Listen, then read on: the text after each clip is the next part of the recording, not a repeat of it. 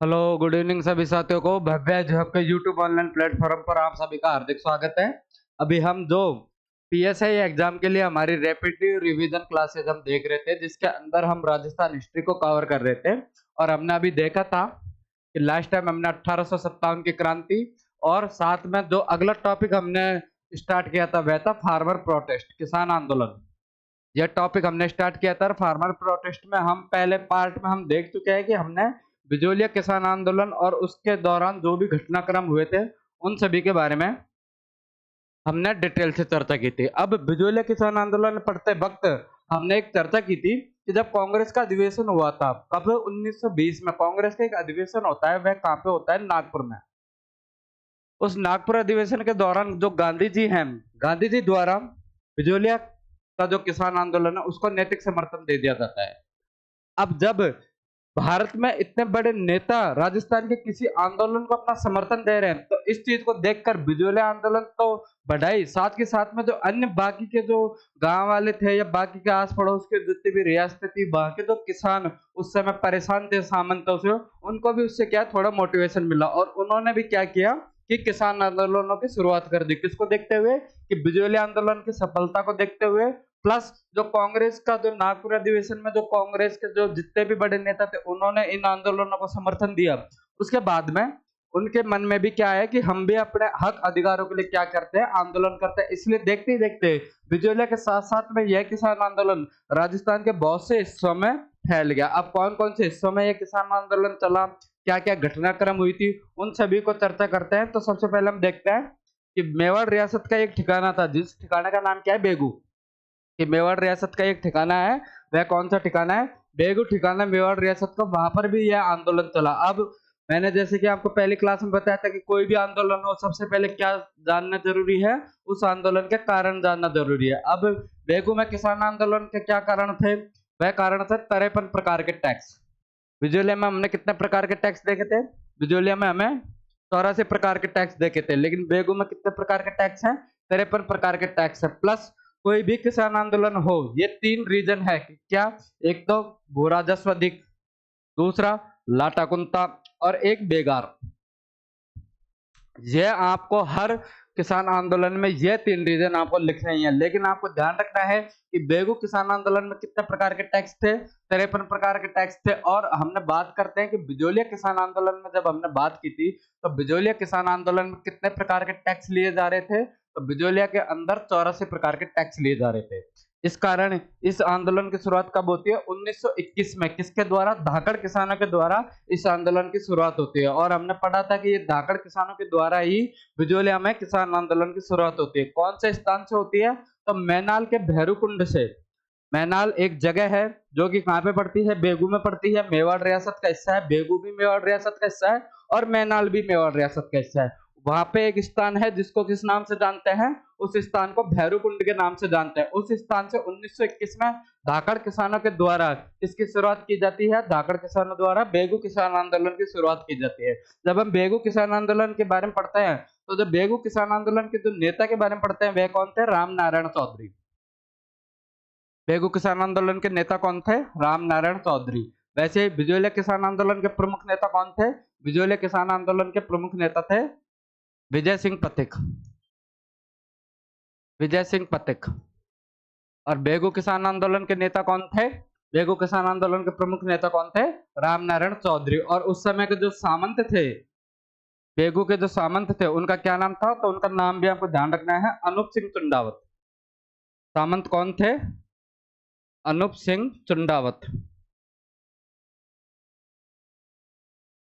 तो आपको ध्यान रखना है कि बेगू किसान आंदोलन के प्रमुख नेता कौन थे? राम नारायण चौधरी। सामंत कौन थे?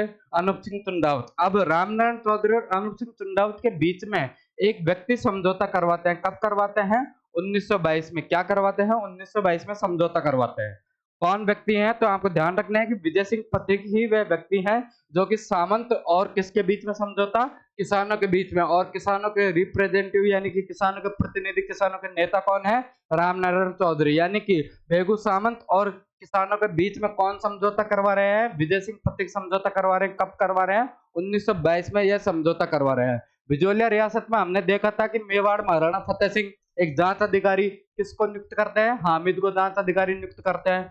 प्लस वह तो जांच आयोग का भी गठन करते हैं और मेवाड़ रियासत उनकी मांगों को मान लेती है, लेकिन सामंत क्या है वो उसको अस्वीकार कर लेता है। लेकिन यहाँ पर थोड़ा उल्टा होता है, यहाँ पर सामंत क्या करता है, किसानों की बातों को मान लेता है, लेकिन जैसे ही सामंत किसानों की बातों को मान लेता है, इस फैसले को अस्वीकार कौन कर देती है? मेवाड़ रियासत इस फैसले को क्या कर देती है? अस्वीकार कर देती है। कि मेवाड़ रियासत सामंत के इस समझौते को क्या करती है? इस समझौते को स्वीकार नहीं करती है और उसके स्थान पर क्या है? अनूप सिंह चुंडावत को अपने पद से हटा देती है। इसको गिरफ्तार करके अब मेवाड़ रियासत यहाँ पे नया प्रशासक किसको नियुक्त करती है? अमृतलाल को यहाँ पर नया प्रशासक नियुक्त करती है। हम अगर थोड़ी और चीजों को ध्यान करें तो हम देखेंगे कि जो बेगू किसान आंदोलन है उसके नेता कौन है? रामनारायण चौधरी। सामंत कौन है? अनूप सिंह चुंडावत। इन दोनों के बीच में समझौता कब होता है? समझौता 1922 में। कौन करवा रहे हैं? विजय सिंह पथिक करवाते हैं। लेकिन इस समझौते को कौन स्वीकार नहीं करता है? इस समझौते को मेवाड़ रियासत स्वीकार नहीं करती है और मेवाड़ रियासत इस समझौते को क्या कर देती है? अस्वीकार कर देती है। इसलिए अनूप सिंह चुंडावत को तो क्या कर लिया जाता है? गिरफ्तार कर लिया जाता है और उसकी जगह नया प्रशासक अब बेगू का किसे नियुक्त किया जाता है? अमृतलाल को बेगू का नया प्रशासक नियुक्त किया जाता है। और एक अंग्रेज अधिकारी है जिनका नाम है ट्रेंच। ट्रेंच इस समझौते को क्या नाम देते हैं? ट्रेंच इस समझौते को बोल्शेविक समझौते का नाम देते हैं। तो आपको ध्यान रखना है कि बेगू किसान और सामंतों के बीच में जो समझौता हुआ था उसे बोल्शेविक समझौता किस अंग्रेज अधिकारी ने कहा था? तो आपको ध्यान रखना है कि ट्रेंच अंग्रेज अधिकारी है जिसने उसको किसके नाम दिया है? बोल्शेविक समझौते का नाम दिया। और अनूप सिंह चुंडावत को क्यों गिरफ्तार किया गया था? क्योंकि इन्होंने मेवाड़ रियासत ने किसानों के साथ किए गए समझौते को क्या कर दिया गया था? अस्वीकार कर दिया गया था। तो अब उसके बाद में जब जैसे ही इसको अस्वीकार किया, वैसे किसानों का गुस्सा और बढ़ गया।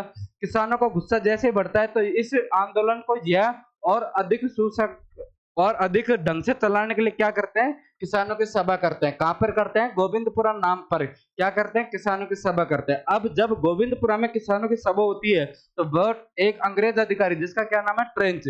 ये वही ट्रेंच है जिसने इस किसानों और सामंत अनूप सिंह के समझौते को क्या कहा था? बोल्शेविक समझौता कहा था। इस किसानों की सभा पर ट्रेंच क्या कर देते हैं? फायरिंग कर देते हैं। इस फायरिंग के अंदर 2 किसान शहीद हो जाते हैं। जिन 2 किसानों का नाम आपने पढ़ा होगा, एक किसान का नाम है रूपाजी धाकड़, क्योंकि बेगू किसान आंदोलन कौन से किसानों द्वारा चलाया जा रहा था? धाकड़ किसानों द्वारा। तो 2 किसान रूपाजी धाकड़ और कृपाजी धाकड़, ये 2 किसान क्या हो जाते हैं? गोविंदपुरा हत्याकांड में शहीद हो जाते हैं। और इस समझौते यह हत्याकांड कब होता है? तो आपको ध्यान रखना है कि 13 जुलाई 1923 को यह हत्याकांड होता है। तो आपको इस हत्याकांड की डेट भी ध्यान रखनी है कि बेगू किसान आंदोलन के दौरान जो हत्याकांड होता है वह कब होता है? तो बेगू किसान आंदोलन के दौरान हत्याकांड 13 जुलाई 1923 को होता है। कौन से 2 किसान शहीद होते हैं? रूपाजी धाकड़ और कृपाजी धाकड़। कौन अंग्रेज अधिकारी इस पर फायरिंग करता है? तो ट्रेंच इस पर फायरिंग करता है। इसके बाद में, इस हत्याकांड के बाद में, इस आंदोलन को थोड़ा और अधिक सुसंगठित ढंग से चलाया जाता है। लेकिन साथ के साथ में क्या होता है कि 10 सितंबर 1923 को विजय सिंह पथिक है वह क्या हो जाता है? गिरफ्तार हो जाता है। यानी कि इस हत्याकांड के 2 महीने बाद ही विजय सिंह पथिक गिरफ्तार हो जाता है। और जैसे कि मैंने आपको बताया था कि इस आंदोलन के नेता कौन थे? रामनारायण चौधरी। और बिजूले किसान आंदोलन के नेता कौन है? विजय सिंह पथिक। यह दोनों व्यक्ति एक संगठन से जुड़े हुए हैं। उस संगठन का क्या नाम है? राजस्थान सेवा संघ नाम का एक संगठन है जिसके यह दोनों व्यक्ति उससे जुड़े हैं। और राजस्थान सेवा संघ ने राजस्थान में किसान आंदोलनों में सबसे महत्वपूर्ण भूमिका निभाई है। लेकिन जब पथिक जी भी गिरफ्तार हो जाते हैं, प्लस रामनारायण चौधरी जी भी अलग संगठन ज्वाइन कर लेते हैं, उसके बाद में यह आंदोलन क्या है कि धीरे धीरे क्या पड़ जाता है? कमजोर पड़ जाता है। कौन सा आंदोलन? बेगू किसान आंदोलन। तो इसमें प्रमुखता घटना आपको याद रखनी है कि अगर हम बात करें कि बेगू किसान आंदोलन है, अगर इसके बारे में थोड़ा ब्रीफ में याद करें तो आपको बस इतनी सी पॉइंट याद रखना है कि 1921 में कहां से चालू हुआ था? मैनाल से। मैनाल में कौन से? भैरूकुंड। मैनाल के भैरूकुंड से यह चालू हुआ था। प्लस बेगू के जो सामंत थे उनका क्या नाम था? तो पहले आपको ध्यान रखना है कि पहले सामंत का नाम था अनूप सिंह। पहले सामंत का नाम था अनूप सिंह। बाद में दूसरे नए सामंत कौन बनाए जाते हैं? अमृतलाल। प्लस इस किसान आंदोलन के जो नेता हैं वह कौन थे? तो आपको ध्यान रखना है कि नेता कौन थे? रामनारायण चौधरी। इन दोनों के बीच में समझौता कौन करवाता है? कौन? अनूप सिंह और रामनारायण चौधरी के बीच में समझौता कब होता है? 1922 में। कौन करवाता है ये समझौता? तो आपको ध्यान रखना है कि विजय सिंह पथिक इस समझौते को करवाता है। और इस आंदोलन से रिलेटेड एक चीज आपको, एक फैक्ट आपको ध्यान रखना है, एक हत्याकांड, कौन सा हत्याकांड है? गोविंदपुरा हत्याकांड। कौन सा हत्याकांड है? गोविंदपुरा हत्याकांड। कब हुआ था? अभी हमने डेट याद की थी, 13 जुलाई 1923। कौन से किस अधिकारी ने इस हत्याकांड में फायरिंग की थी? ट्रेंच ने फायरिंग की थी। 2 किसान इस हत्याकांड में क्या हो जाते हैं? शहीद हो जाते हैं। तो बेगू किसान आंदोलन के बारे में आपको बस इतने से की पॉइंट्स याद रखने हैं। आप चाहे तो इनका स्क्रीनशॉट ले सकते हैं। इसके अलावा हम आगे की अगर बात करें कि बेगू किसान आंदोलन के जो और अन्य केंद्र कौन से थे, तो आपको ध्यान रखना है कि एक तो बेगू में चांदखेड़ी जगह पड़ती है और दूसरी मंडावरी। यह 2 जगह हैं जहां पर बेगू किसान आंदोलन का और प्रभाव था। और अगर स्टार्टिंग का पॉइंट देखें तो स्टार्टिंग पॉइंट कौन सा था? मैनाल। और प्लस अन्य केंद्र की बात करें तो चांदखेड़ी और मंडावरी, इनके 2 अन्य केंद्र है। अब हमने मेवाड़ रियासत के बारे में किसान आंदोलन पढ़े थे, तो मेवाड़ रियासत में 2 बड़ी ऐसी जागीर थी जहां पर किसान आंदोलन हुए। एक तो हमने देखा था बिजोलिया, एक तो हमने कौन सा देखा था? बिजोलिया। और दूसरी कौन सी जागीर देखी है? बेगू, जहां पर क्या होता है? किसान आंदोलन होता है। लेकिन जो खालसा क्षेत्र होता है किसी भी रियासत का, जो खालसा क्षेत्र है, खालसा क्षेत्र जहां पर यानी कि सीधा डायरेक्ट किसका अधिकार है? राजा का अधिकार है। उन खालसा क्षेत्रों में भी मेवाड़ के अंदर क्या होता है? किसान आंदोलन स्टार्ट होता है। अब कौन कौन से ऐसे खालसा क्षेत्र थे जिनके अंदर किसान आंदोलन स्टार्ट हुए थे? तो देखते हैं कि खालसा क्षेत्र के किसान आंदोलन अप्रैल 1921 में, खालसा क्षेत्र के किसान आंदोलन अप्रैल 1921 में स्टार्ट होता है।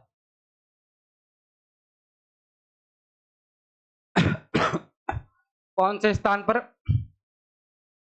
उदयपुर में यह किसान आंदोलन स्टार्ट होता है। कौन से किसान? जाट किसानों द्वारा यह आंदोलन स्टार्ट किया जाता है। कब? अप्रैल 1921 में यह आंदोलन स्टार्ट किया जाता है। अब इस आंदोलन की सक्सेस के लिए या किसी भी आंदोलन की सफलता के लिए क्या करते थे? मीटिंग करते थे, सम्मेलन बुलाते थे, सभा बुलाते थे। वैसे ही जब खालसा क्षेत्रों में किसान आंदोलन होता है तो सबसे पहले पोडोली में एक सम्मेलन आयोजित किया जाता है। कब किया जाता है? दिसंबर 1921 में एक सम्मेलन का आयोजन किया जाता है। उस सम्मेलन के क्या महत्वपूर्ण निर्णय रहते हैं कि सबसे पहले निर्णय कि आंदोलन को किसके तर्ज पर चलाया जाएगा? तो बिजोलिया किसान आंदोलन की तर्ज पर। कौन से आंदोलन को? जो खालसा क्षेत्र का, उदयपुर वो क्षेत्र का जो आंदोलन है उसको बिजोलिया आंदोलन की तर्ज पर चलाया जाएगा। प्लस जो अगला सम्मेलन है वह कहां पे बुलाया जाएगा? वह मातृकुंडिया, उदयपुर में एक स्थान पड़ता है, कौन सा? मातृकुंडिया। वहां पर क्या किया जाएगा? अगला सम्मेलन किया जाएगा। और मातृकुंडिया को क्या बोलते हैं? तो आपको ध्यान रखना है कि मातृकुंडिया को राजस्थान का हरिद्वार भी कहा जाता है। कि मातृकुंडिया एक धार्मिक धार्मिक स्थल है राजस्थान का, इसलिए इसको क्या बोला जाता है? इसको राजस्थान का हरिद्वार कहा जाता है।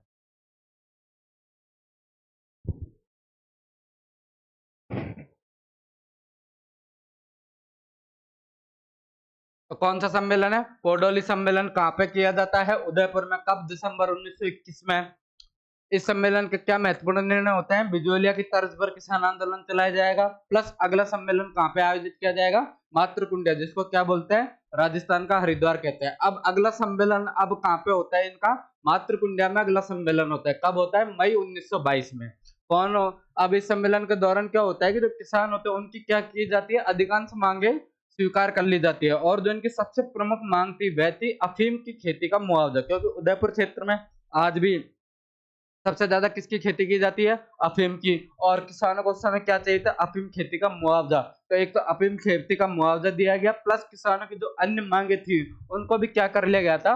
उनको भी स्वीकार कर लिया गया था। यह कौन से सम्मेलन के दौरान होता है? मातृकुंडिया सम्मेलन के दौरान। और अगर इनके प्रमुख नेता की बात करें तो प्रमुख नेता कौन थे? तो गोकुल जी जाट। क्योंकि यह आंदोलन किसके द्वारा आयोजित किया जा रहा था? जाट किसानों के द्वारा। तो इनके प्रमुख नेता कौन थे? गोकुल जी जाट इनके प्रमुख नेता थे। तो खालसा क्षेत्र में हमने आंदोलन पढ़े थे कि मेवाड़ रियासत में, मेवाड़ रियासत में 3 जगह आंदोलन होते हैं। मेवाड़ रियासत के हमने 3 जगह आंदोलन पढ़े। सबसे पहले कौन सा आंदोलन पढ़ा था हमने? बिजोलिया, बिजोलिया किसान आंदोलन। हमने कितने चरणों में पढ़ा था बिजोलिया किसान आंदोलन? हमने 3 चरणों में बिजोलिया का किसान आंदोलन पढ़ा था। पहले चरण में इसके प्रमुख नेता कौन थे? साधु सीताराम दास। पहले चरण में हमने कौन से नेता पढ़े थे? साधु सीताराम दास। दूसरे चरण में कौन इससे से जुड़ जाते हैं? विजय सिंह पथिक इस आंदोलन से जुड़ जाते हैं। और तीसरे चरण में भी ये रहते हैं, लेकिन 1927 में यह इस आंदोलन से अलग हो जाता है। बाद में तीसरे चरण में कौन आते हैं? तो हरिभाऊ उपाध्याय। हरिभाऊ उपाध्याय दूसरे चरण में आता है। हेलो हेलो,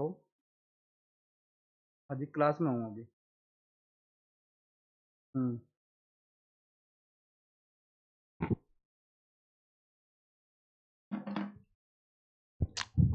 बाद में तीसरे चरण में कौन से नेता जुड़ जाते हैं? हरिभाऊ उपाध्याय। इसके अलावा हमने दूसरा आंदोलन मेवाड़ रियासत में पढ़े थे, वह कौन सा था? बेगू का किसान आंदोलन, जिसके नेता कौन थे? राम नारायण चौधरी थे।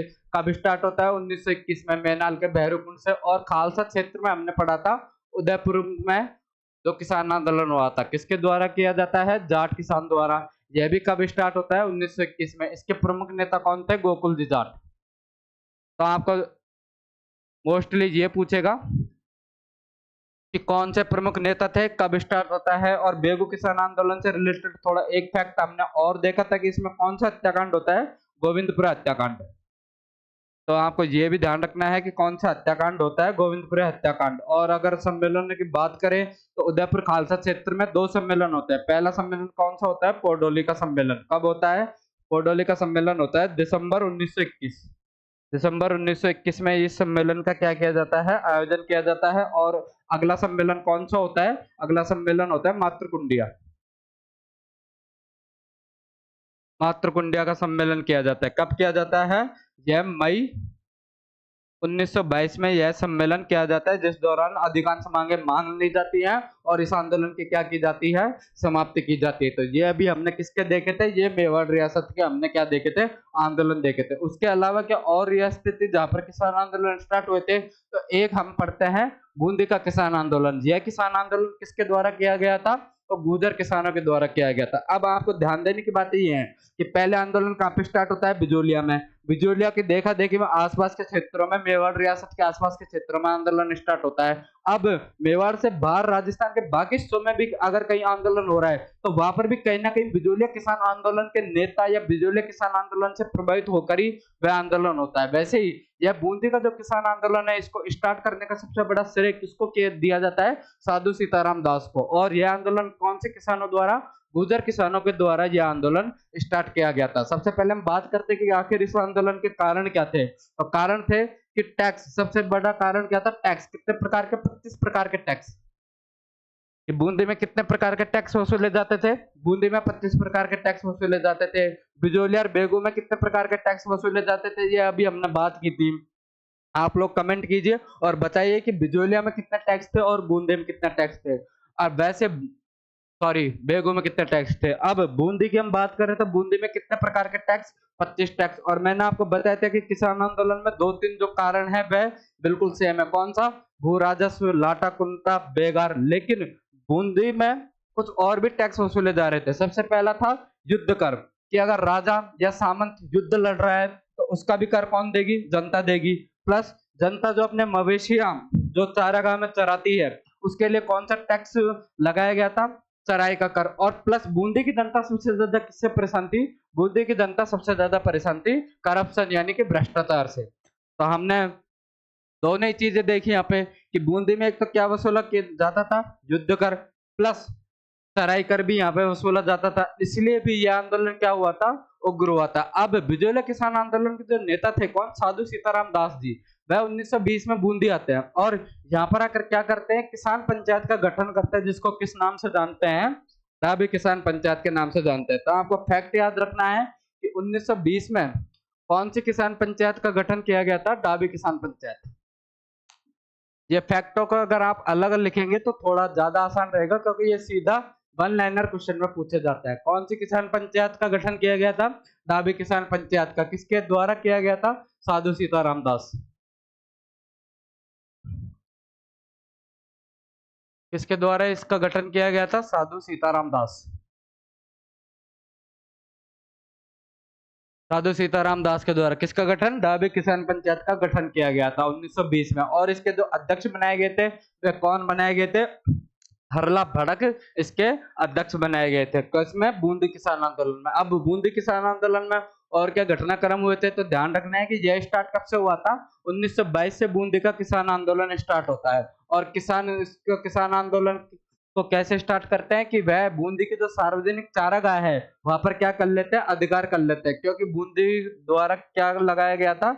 चराई कर लगाया गया था, इसलिए ये अपने मवेशी चरा नहीं सकते थे। अगर मवेशी चराएं तो उसके बदले इनको टैक्स देना पड़ता है, इसलिए गुस्से में किसानों ने क्या किया? सबसे पहले सार्वजनिक चारागाह पर ही अधिकार कर लिया। क्या? इस चराई कर के विरोध में और अपने मवेशियों को चारा पाने की व्यवस्था के लिए। प्लस सरकारी अदालतों का क्या कर दिया गया था? बहिष्कार कर दिया गया था कि वह कोई भी न्याय मांगने जाए तो वह कहां पर जाते थे? पहले सरकारी अदालतों में। लेकिन किसान आंदोलन के दौरान सरकारी अदालतों का बहिष्कार कर दिया। और प्लस इन्होंने थोड़ी जन जागृति का काम किया। कैसे? कि अन्य गांवों में किसान पंचायतों का गठन किया। कि इन्होंने खुद ने कौन सी किसान पंचायत बनाई थी? डाबी। इनकी पंचायत का क्या नाम था? डाबी किसान पंचायत।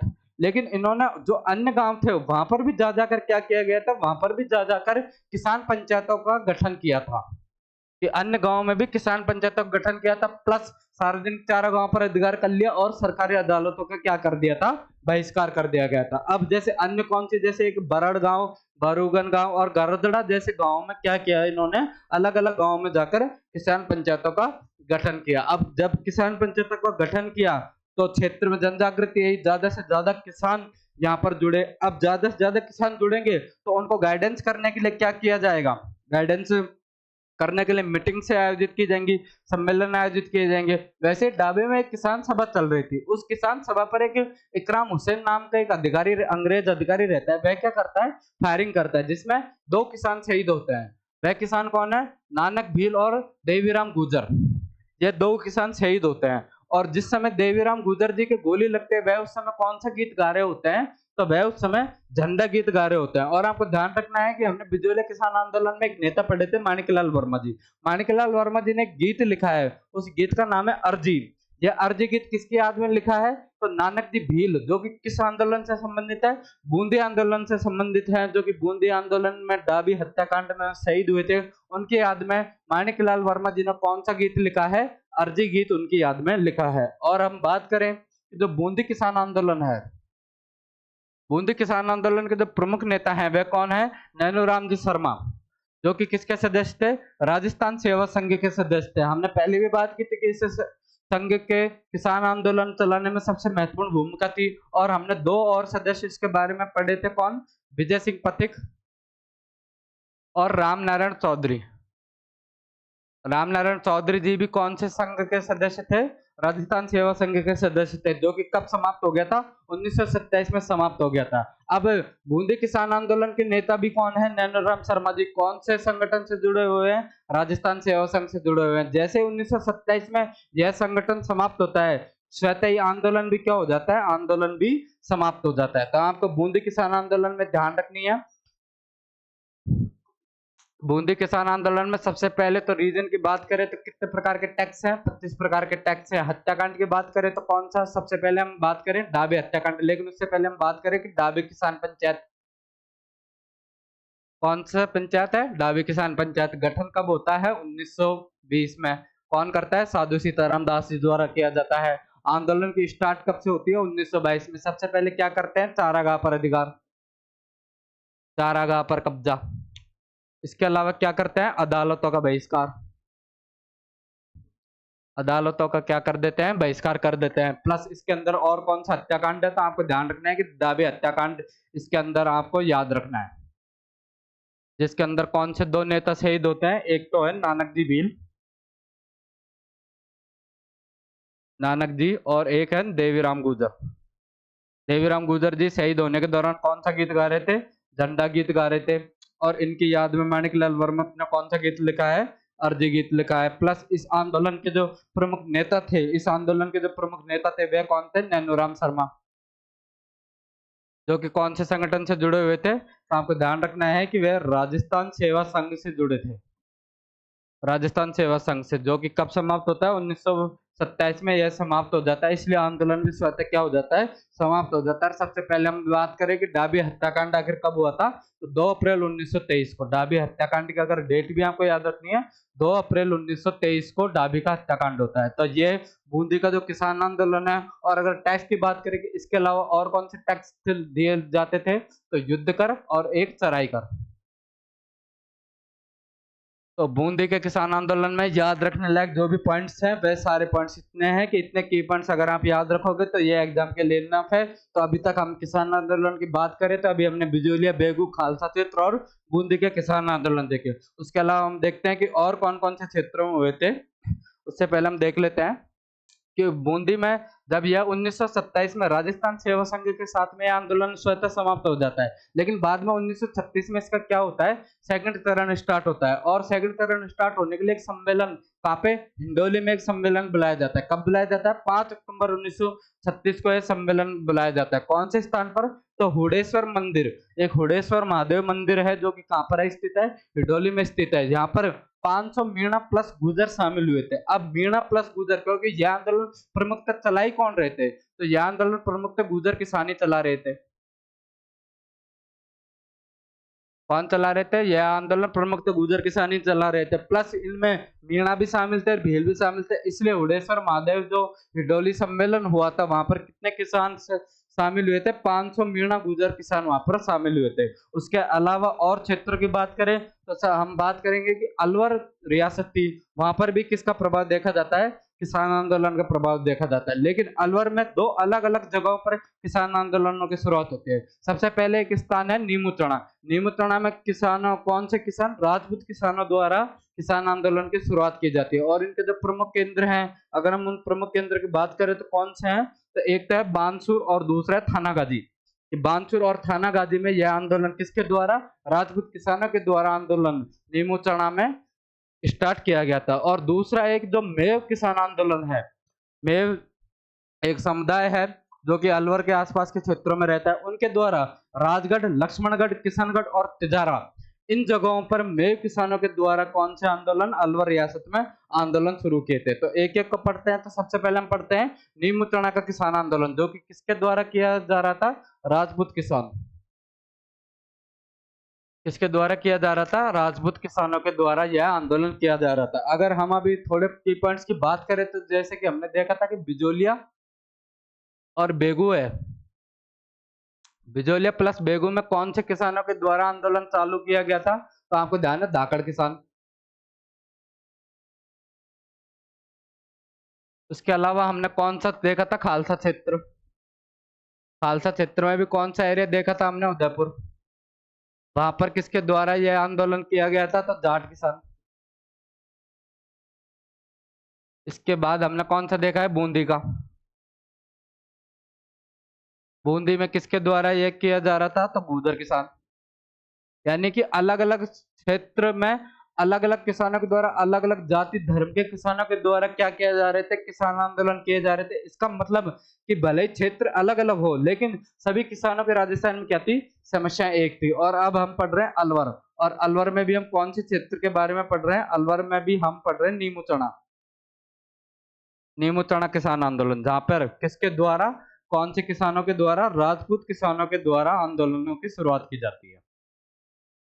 राजपूत किसानों के द्वारा किसकी शुरुआत की जाती है, आंदोलनों की शुरुआत की जाती है। ये आपसे, ये जो डायग्राम आप देख रहे हो, ये एग्जामिनर मिलान में भी पूछ सकता है। इसलिए भी हमें ये फैक्ट याद करना है कि आपको दे देंगे कि इन इन क्षेत्रों में क्या होता है, किसान आंदोलनों की स्टार्ट होती है। अब आप मिलान कीजिए कि कौन से किसानों के द्वारा यह किसान आंदोलन शुरुआत किए गए थे। तो आपको ध्यान रखना है कि बिजोलिया और बेगू धाकड़ किसान, खालसा क्षेत्र जो उदयपुर था वहां पर जाट किसान, बूंदी में कौन, गुर्जर किसान, और अलवर नीमूचना में कौन है, राजपूत किसानों के द्वारा यह आंदोलन किया जा रहा था। किनके द्वारा, राजपूत किसानों के द्वारा यह आंदोलन किया जा रहा था। अब इस आंदोलन के कारण क्या थे कि उस समय जो राजा थे वह कौन थे, राजा जयसिंह थे। इन्होंने क्या कर लिया गया था, माफी भूमि को जब्त कर लिया गया था।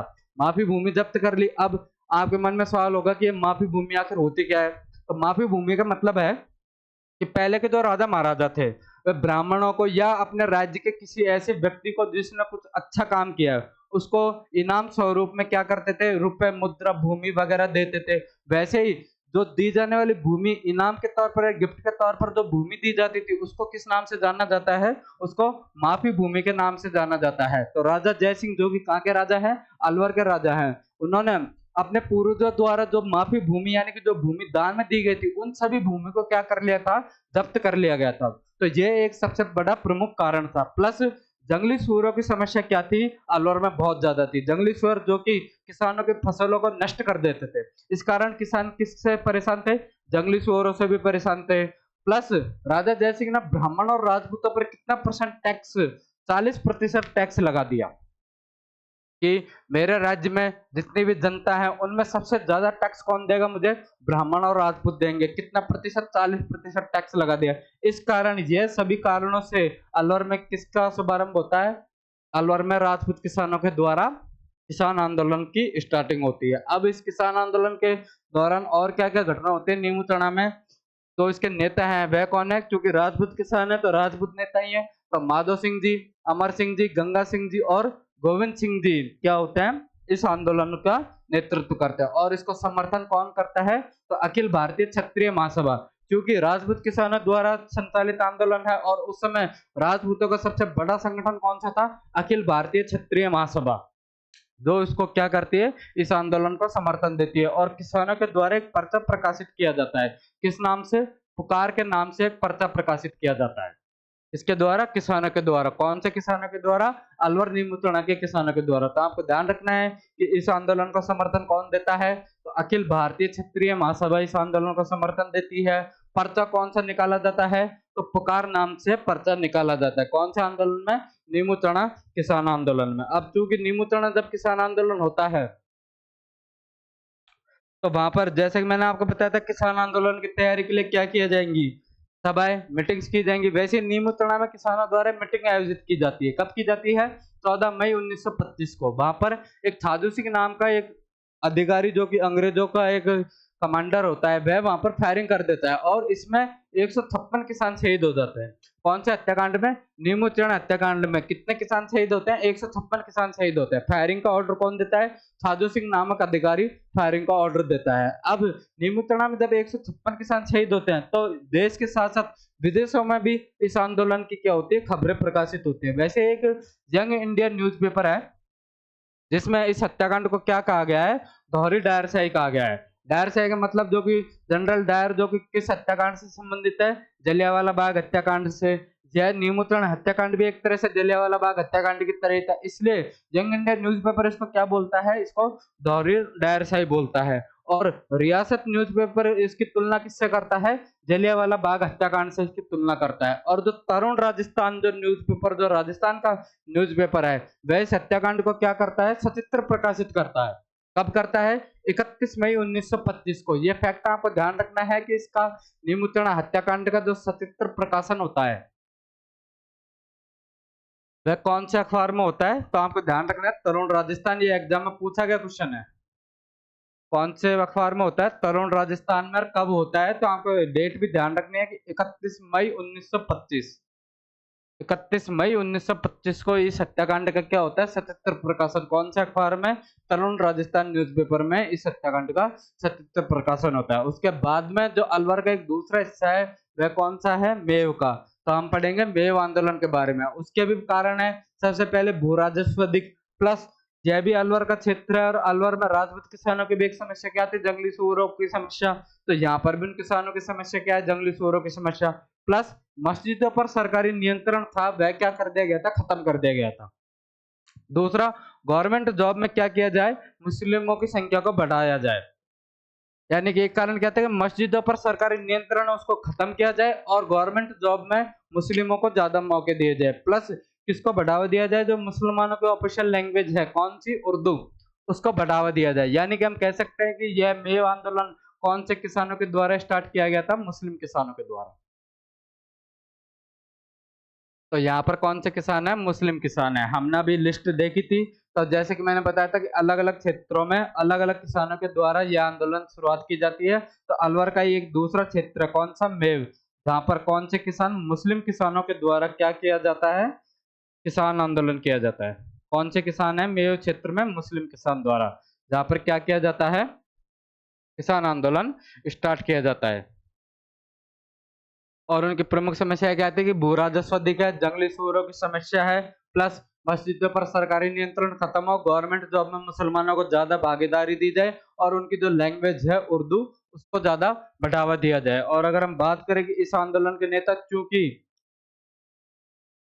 मुस्लिम किसानों द्वारा यह आंदोलन स्टार्ट किया जाता था, इसलिए इस आंदोलन के नेता भी कौन रहेंगे, मुस्लिम रहेंगे। तो यासीन खान जो कि कहाँ के रहने वाले थे, गुरुग्राम के, सैयद भीख नारंग, मोहम्मद अली और मोहम्मद हादी, ये इस आंदोलन के क्या थे, प्रमुख नेता थे। अब जैसे कि हमने राजपूत किसानों को पढ़ा था कि उनको समर्थन किसने दिया था, अखिल भारतीय क्षत्रिय महासभा ने। वैसे ही इस मेव किसान आंदोलन को समर्थन कौन देता है, तो अंजुम एक खादिम उल इस्लाम, एक मुस्लिम संगठन है, वह इसको क्या करता है, वह इस आंदोलन को समर्थन देता है। प्लस एक दूसरा संगठन है जमीयत तबलीगी उल इस्लाम, जो अभी हमने कोविड काल में एक संगठन का नाम आपने बहुत नाम सुना होगा, तबलीगी जमात, यह वही संगठन है। कौन सा, जमीयत तबलीग उल इस्लाम, यानी कि इसको हम बोलेंगे तबलीगी जमात। ये वही संगठन है जो हमारे कौन से आंदोलन को समर्थन कर रहा है, तो यह मेव आंदोलन को समर्थन कर रहा है। तो आपको ध्यान रखना है कि अलवर में दो आंदोलन होते हैं, पहला राजपूत किसान करते हैं जिसको अखिल भारतीय क्षत्रिय महासभा का समर्थन प्राप्त है, प्लस दूसरा मेव में मुस्लिम किसान करते हैं जिसको अंजुम खादिमुल इस्लाम संगठन, दूसरा संगठन है जमीयत तबलीग उल इस्लाम संगठन, ये इसको क्या करते हैं, समर्थन प्राप्त करते हैं। अब जब यह किसान आंदोलन होता है तो इस मेव किसान आंदोलन के लिए क्या करते हैं, जयसिंह जी द्वारा एक जांच आयोग का क्या किया जाता है, गठन किया जाता है। और उस जांच आयोग में सदस्य कौन होते हैं, दुर्जन सिंह, गणेशी लाल और गजनाफर अली इस जांच आयोग के क्या रहते हैं, सदस्य रहते हैं। लेकिन किसानों के द्वारा इस जांच आयोग का क्या कर दिया जाता है, किसानों के द्वारा इस जांच आयोग का बहिष्कार कर दिया जाता है। किसके कहने पर, जो इनके नेता थे, कौन थे, यासीन खान जो इनके नेता थे, उनके कहने पर इस जांच आयोग का क्या कर दिया जाता है, बहिष्कार कर दिया जाता है। और इसके बाद में, इस जांच आयोग के बहिष्कार के बाद में जो आंदोलन है वह क्या हो जाता है, हिंसक और सांप्रदायिक हो जाता है। हिंसक यानी कि दंगे फसाद, और सांप्रदायिक का मतलब होता है कि उसमें धर्म का एंगल देना। अब धर्म का एंगल जो भारत में है, क्या हिंदू और मुस्लिम, यानी कि यह आंदोलन अब किस में कन्वर्ट हो जाता है, हिंदू मुस्लिम की लड़ाई में यह आंदोलन कन्वर्ट हो जाता है। और जैसे कि मैंने आपको बताया था कि मेव किसान आंदोलन में हमने 4 क्षेत्र पढ़े थे कि मेव किसान आंदोलन में जो 4 क्षेत्र कौन कौन से थे, राजगढ़, लक्ष्मणगढ़, किशनगढ़ और तिजारा। जब यह आंदोलन सांप्रदायिक हो जाता है तो तिजारा में क्या हो जाते हैं, तिजारा में दंगे भड़क जाते हैं।